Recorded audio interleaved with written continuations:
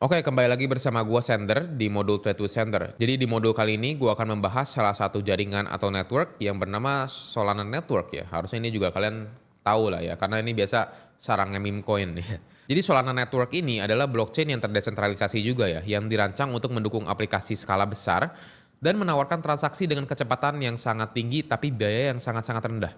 Ya, ini udah top tiernya nih menurut gua. Kenapa? Karena kecepatannya itu sangat tinggi tapi biayanya sangat-sangat rendah gitu ya. Berbeda berbanding kebalik sama Ethereum. Ethereum oke lah, cukup cepat lah transaksinya, tapi jaringan fee-nya atau gas fee-nya tuh cukup mahal, seperti itu ya.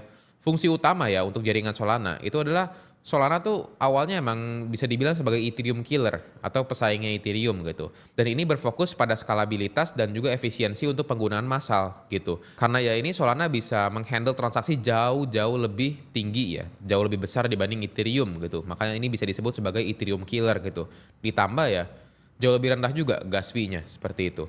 Dan ini bisa mendukung di apps ya, decentralized apps, DeFi, NFT, dan Web3 dengan performa yang cukup tinggi gitu.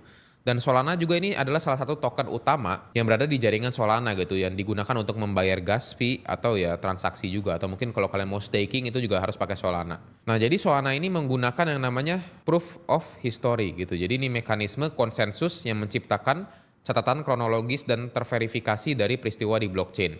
Jadi ini kalau misalnya kalian, mungkin kalau gua analogiin ya, ini kayak ada timelinenya gitu. Jadi ini benar-benar dilihat dari sejarah-sejarahnya. Simple itulah sebenarnya ya. Dan ini memungkinkan jaringan untuk memproses transaksi secara paralel gitu, tanpa harus menunggu validator lain. Kenapa? Karena mereka udah ada catatan dari historicalnya gitu. Maka dari ini disebutlah yaitu proof of history. Selanjutnya di sebelah sini, keunggulan jaringan Solana. Yang pertama, kecepatan transaksi yang luar biasa ya. Karena dia mampu memproses puluhan ribu transaksi per detik ya. Jauh lebih besar dibanding Ethereum, Bitcoin, dan mungkin jaringan-jaringan lainnya gitu ya. Dan jauh lebih cepat juga dari BSC juga ya. BSC gue udah bilang ini sangat-sangat cepat. Tapi Solana ini jauh lebih cepat lagi gitu ya. Yang kedua, itu skalabilitas yang tinggi ya. Arsitektur ini uniknya ya.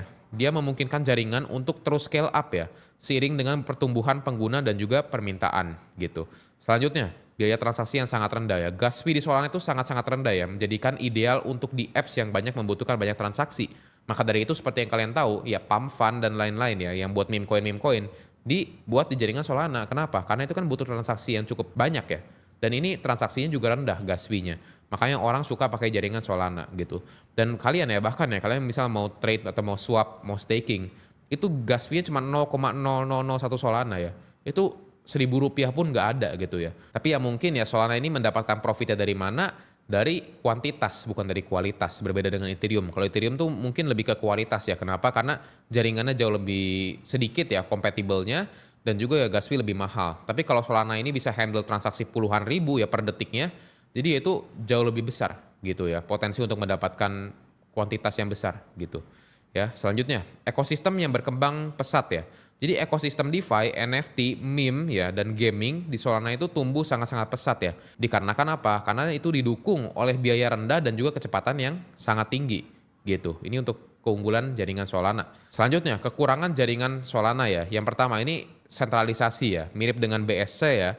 Jaringan Solana ini juga dianggap lebih terpusat dibanding Ethereum gitu dan jumlah validatornya tuh relatif lebih sedikit yang meningkatkan kekhawatiran tentang sentralisasi gitu. Yang kedua, keterbatasan sejarah gitu kan. Karena jaringan ini masih tergolong baru sehingga riwayatnya tidak sepanjang Ethereum. Apalagi Solana ini disebut sebagai apa? Proof of history gitu. Selanjutnya, masalah skalabilitas jaringan ya. Meskipun memiliki true output yang tinggi, jaringan Solana ini sering terjadi penolakan transaksi ya. Ini menunjukkan ya bahwa performa jaringan masih belum stabil di bawah tekanan yang ekstrim gitu. Walaupun bisa handle transaksi yang sangat besar, tapi tetap aja ya ada skalabilitas yang masih ada errornya gitu. Selanjutnya, masalah gangguan ya. Secara historis, jaringan Solana ini mengalami beberapa kali outage ya. Atau bisa dibilang mati jaringannya. Jadi benar-benar mati semuanya. Orang nggak bisa transaksi, orang mau transfer juga nggak bisa, benar-benar mati semuanya gitu. Ya bisa dibilang gangguan lah ya.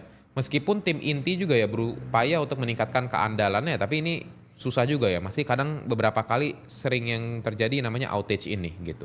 Nah ini selanjutnya ini ada contoh dari blockchain explorernya Solana ya. Ini namanya Solscan. Ya kalian tinggal lihat aja ini transaksinya ini banyak ya. Kalian bisa lihat ya, ini 23 detik lalu. Ya ini kalian bisa lihat semuanya, circulating supply-nya berapa. Ya ini Semua bisa dilihat ya, network transaction berapa, TPS-nya lagi berapa, dan lain-lain tuh kalian bisa lihat semua secara transparan gitu sebenarnya.